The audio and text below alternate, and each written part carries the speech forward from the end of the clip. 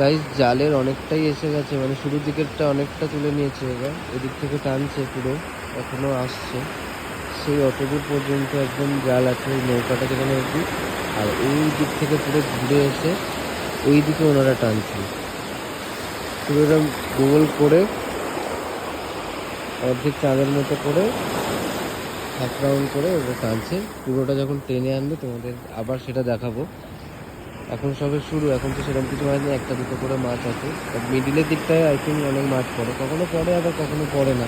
এটা আগের বারে যখন আমি দীঘাতে এসেছিলাম তখন বেশি মাছ পড়েনি, খালি সেই সরু সরু যে মাছগুলো হয় লম্বা লম্বা সেই মাছটাই পড়েছিল বেশি। দেখা যাক আজকে কিরম পড়ে। আমার এগুলো দেখতে ভালো লাগে বলেই সকাল সকাল চলে এসেছি।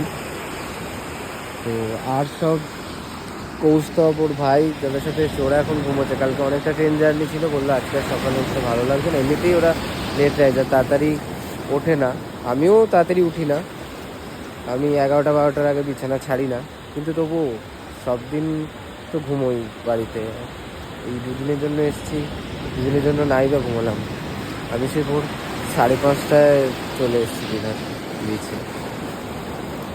তো নেক্সট দেখাচ্ছি যখন জালটা পুরো চলে আসবে, ঠিক আছে? তো তোমরা যারা সাবস্ক্রাইব করোনি করে নিতে পারো আমার চ্যানেলটা, প্লাস যারা ফেসবুক থেকে দেখছো ফলো করে নাও, নেক্সট আপডেট তোমরা পেয়ে যাবে। বাই।